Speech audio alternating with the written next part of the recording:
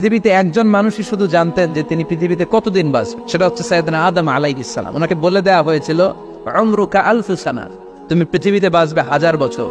কয় বছর? সাইয়েদনা আদমের সামনে অনেকগুলো রূহ রাখা হলো। সাইয়েদনা আদম বললেন, এরা কারা? আল্লাহ বললেন, এরা হচ্ছে নাসালুক, তোমার বংশধর, পৃথিবীতে তোমার পরে এরা পৃথিবীতে আসবে। সাইয়েদনা আদম বললেন, আল্লাহ ওই যে একটা রূহ দেখা যায়, এটার নাম কি? আল্লাহ বললেন, হাদা ইবনুকা দাউদ, এটা তোমার ছেলে দাউদ, সে দুনিয়াতে নবী হয়ে আসবে, তার ছেলে সুলাইমান নবী হয়ে আসবে। সাইয়েদনা আদম বললেন, মাবুদ, আমার ছেলে দাউদের কত বছর হায়াত আপনি দিয়েছেন? আল্লাহ বললেন, 40 সানা, মাত্র 40 বছর, 4 ইয়ার্স। 40 বছর তোমার ছেলেটা বাঁচবে। ও আল্লাহ, আমি বাঁচবো কয় বছর? তুমি বাঁচবো 1000 বছর। সুবহানাল্লাহ। সাইয়েদনা আদম বললেন, মাবুদ, এত ফুটফুটে সুন্দর আমার ছেলে দাউদ, মাত্র 40 বছর দিলেন কেন? জিদ মিন উমরি, বাড়ায়া দেন। কি করেন? মানে সুপারিশ করতেছে পোলার লাইগা কে? বাবা। আল্লাহ আপনি বাড়ায়া দেন, আল্লাহকে বাড়ানো যাবে না। লেখা হয়ে গেছে, রুফিআতিল আকলাম ওয়া জাফফাতিস সুহুফ, কলম তুলে নেওয়া হয়েছে আর কালি শুকায় গেছে, আর কিছু করা যাবে? সাইয়েদনা আদম বললেন, মাবুদ, আমার 1000 বছর কেন দিলেন? আমার এই সুন্দর ফুটফুটে ছেলেটারে মাত্র শুধুমাত্র 40 বছর কেন দিলেন? ও মাবুদ, আমার 1000 বছরের দরকার নাই, আমার 1000 বছর থেকে 60 বছর আমি আমার ছেলেরে দিয়ে দিলাম। দাউদ আলাইহিস সালাম বাঁচবে 40 বছর, তো বাপ আদম যদি আরো 60 দেয়, 40 আর 60 নিলে কত হয়? 100। ভালো হিসাব বোঝে, 100। আর আদম আলাইহিস সালাম পেয়েছিলেন 1000 বছর, 60 কমে গেলে রইল কত? 900 বছর। 940 বছর পৃথিবীতে থাকার পরে মালাকুল মাউত চলে এসেছে, কারণ এটা on time. The death will come on time, it never late, কখনো দেরি হয় না। আল্লাহ বললেন, লিকুল্লি উম্মাতিন আজালু ফাইযা জাআ আজালুহুম লা ইস্তাখিরুনা সাআতান ওয়া লা ইস্তাকদিমুন। মৃত্যুর একটা নির্ধারিত সময় আমি বেঁধে দিয়েছি, অন টাইম। অন টাইমেই চলে আসে, 1 সেকেন্ড আগেও আসবে না, 1 সেকেন্ড পরেও আসবে না।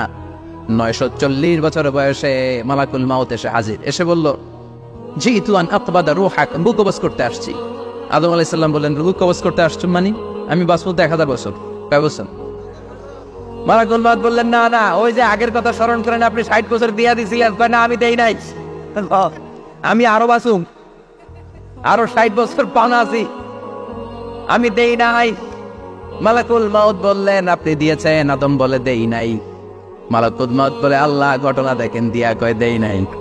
আল্লাহ কয়, থাক, কথা কইস না, আয়া বস। আল্লাহ সুবহানাল্লাহ। পড় বহুত নসিয়া আদম ফানসিয়া বানু, ভুলে গেছেন না? আমরা ভুলে যাই, আমরা খেয়ে বসে খাই নাই, নিছিলাম পকেটে, কয় নেই নাই।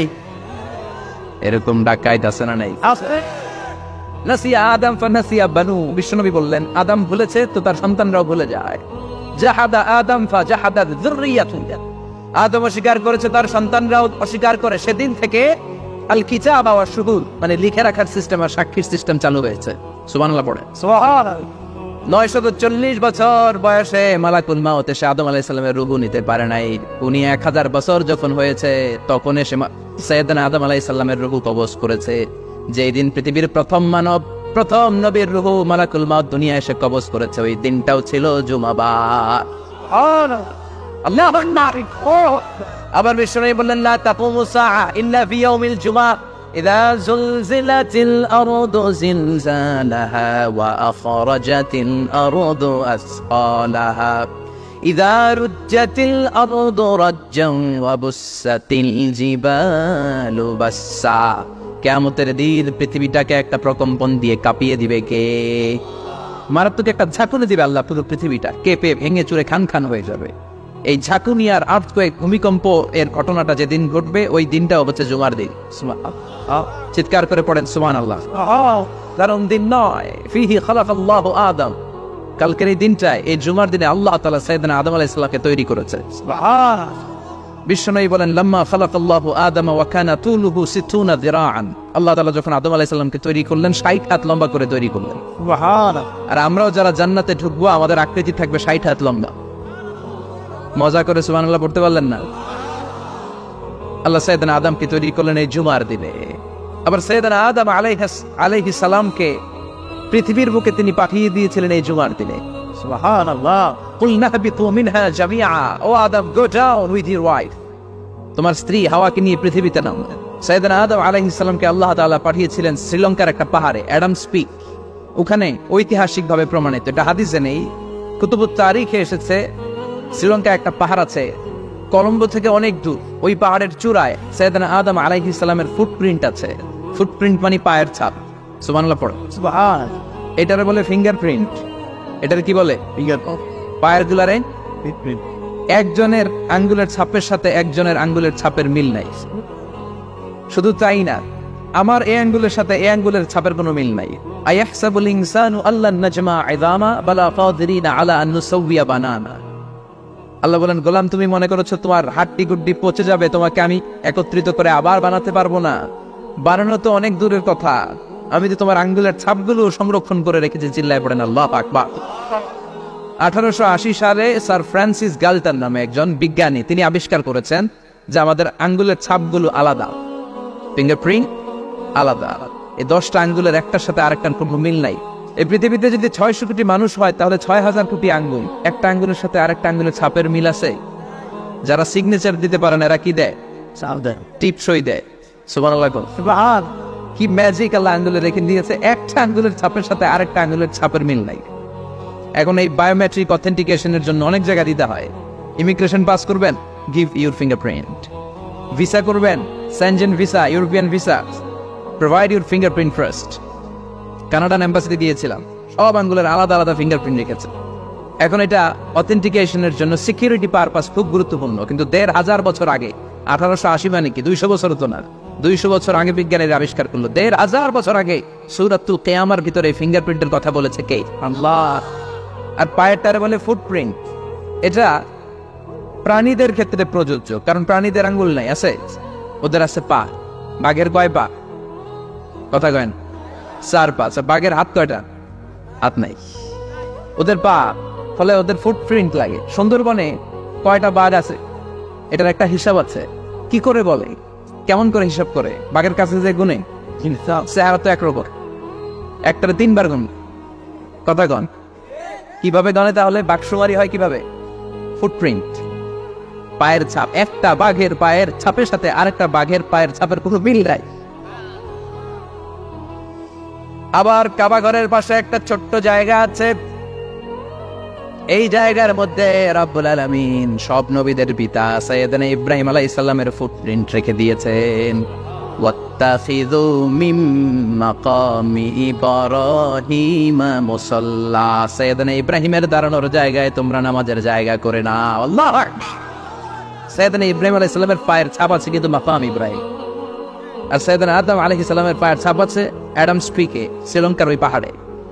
তো যেদিন আদম আলাইহিস সালামকে আল্লাহ ওখানে পাঠিয়ে দিয়েছিলেন, ওই দিনটা ছিল জুমার দিন। সুবহানাল্লাহ নাই?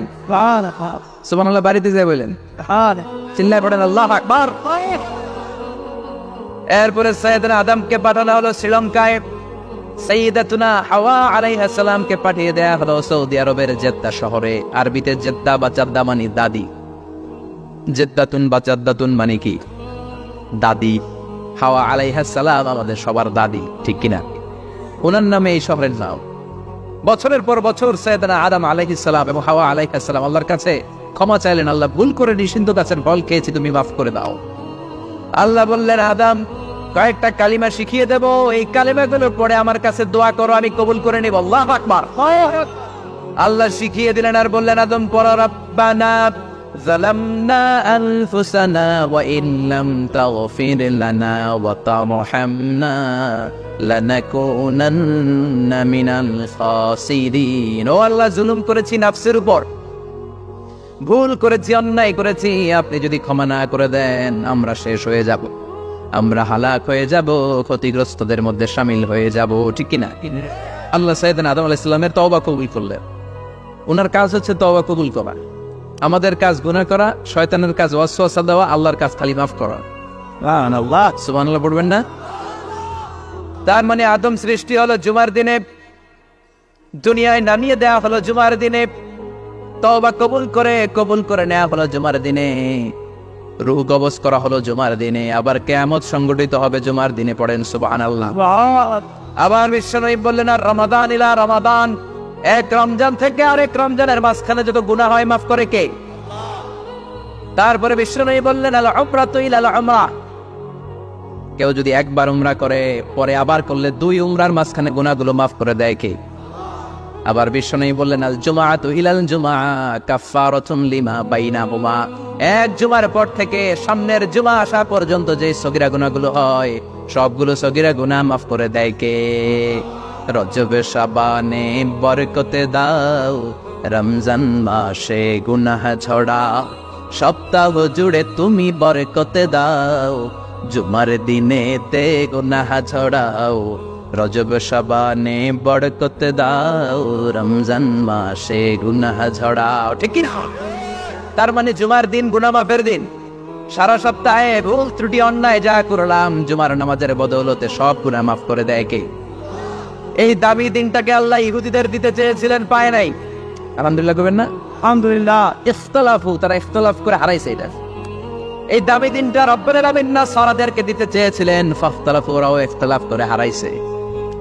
এজন্য ইখতিলাফ ভালো জিনিস না খারাপ জিনিস? মারামারি ভালো জিনিস না খারাপ জিনিস? আর ঐক্য করা ভালো জিনিস না খারাপ জিনিস? ঐক্য করতে রাজি আছেন? ইহুদিদেরকে আল্লাহ দিতে চাইলেন, ইখতিলাফ করে হারাইছে। নাসারারাও হারাইছে। ফাজা আল্লাহু বিনা ফাহাদানা বিহাদা দ্বীন, রব্বুল আলামিন এই দিনটা আমাদেরকে দিলেন, আমরা ইখতিলাফ করি নাই, বিশ্বনবীর হাতে হাত রেখে ঐক্য করে ঘোষণা দিয়েছি জুমার দিন আমাদের সাপ্তাহিক দিন। সুবহানাল্লাহ। বিশ্বনবী বলেন ফাগাদান লিল ইয়াহুদ, সাপ্তাহিক আনন্দের দিন ইহুদিদের জন্য হচ্ছে শনিবার, ইয়াউমুস সাbt, ও বাদা গাদ লিন নাসারা, আর খ্রিস্টানদের জন্য হচ্ছে রবিবার, আর আমাদের জন্য হচ্ছে শুক্রবার। চিল্লায় পড়েন আল্লাহু আকবার। তার মানে জুমার দিন, জুমাবারের মর্যাদা বেশি না কম? চিল্লায় বলেন বেশি না কম? জুমার দিন সকালবেলা ফজরের নামাজের পর থেকে ফেরেশতারা যতগুলো মসজিদে জুমা অনুষ্ঠিত হয় ওই মসজিদে ঢোকার প্রতিটা দরজার মধ্যে দাঁড়িয়ে থাকে। কারা কারা আগে আগে জুমার নামাজ পড়ার জন্য মসজিদে যায়, প্রত্যেকের নামগুলো একটা জান্নাতের রেজিস্ট্রি খাতার মধ্যে তুলে নেয়। এই নামগুলো স্পেশালি আল্লাহর কাছে পাঠানোর জন্য। সুবহানাল্লাহ কইবেন না? ডানে বাঁয়ে সামনে পেছনে যতগুলো দরজা, প্রতিটা দরজায় ফেরেশতারা বসে থাকে। কে আগে আসলো নাম তুলে দেয়। তুলতে তুলতে তুলতে তুলতে খতিব সাহেব যখন খুতবা দেওয়ার জন্য মিম্বারে যেয়ে বসে যায়, ফেরেশতারা তাদের খাতা বন্ধ করে তারাও খতিব সাহেবের সামনে জুমার খুতবা শোনার জন্য বসে যায়। পড়েন সুবহানাল্লাহ। প্রথম জুমার দিন জুমার মসজিদে যে ঢুকবে, বিশ্বনবী বললেন আল্লাহর রাস্তায় একটা উট কুরবানি দিলে যেই সওয়াব, এই সওয়াব আল্লাহ আমলনামায় দিয়ে দেয়। দ্বিতীয় পর্যায়ে যে ঢুকে, বিশ্বনবী বললেন বাকারা, গরু কুরবানির সওয়াব পায়। 3 নম্বরে যে ঢুকবে, বিশ্বনবী বললেন কাবশা, হাদিসের ভাষায় এসেছে আল কাবাস, কাবাস মানে হলো বকরি, বকরি কুরবানির সওয়াব। 4 নম্বরে যে ঢুকবে তার হচ্ছে দাজাজা, দাজাজা মানে মুরগি। 5 নম্বরে যে ঢুকবে, বিশ্বনবী বললেন বাইদা, নোয়াখালীরা কয় বয়দা, আমরা কই আন্ডা, কুমিল্লায় কই ডিম। আছে না নাই? এক দেশের কত ভাষা, এক দেশের গালি আরেক দেশের বলি। আমরা বলি ছেলে, কুষ্টিয়ায় বলে পুত্র, আরেক জায়গায় গেলে বলে হুত, আর জায়গায় গেলে বলে ফোয়া। আছে না নাই? এক এলাকায় বলে বেটা ছেলে, ছেলেদেরকে বেটা ছেলে, মরদ ফোয়া, মরদ ফোয়া হচ্ছে না, মরদ ফোয়া হচ্ছে। আহা, কি ভাষার বৈশিষ্ট্য! তো যেটা আমরা বলি ডিম, কোথাও বলে আন্ডা, কোথাও বলে বয়দা। তো এই পয়দা আল্লাহর রাস্তায় দান করে দিলে যেই সওয়াব, পঞ্চম ব্যক্তি ওই সওয়াব পাবে। এই 5 জনের পরে আর লেখালেখি নাই, বাকিদেরটা নরমাল এন্ট্রি করে সব ফেরেশতারা খুতবা শোনার জন্য বসে যায়। সুবহানাল্লাহ। তো জুমার দিনে আগে আগে যাবেন তো ইনশাআল্লাহ সবাই?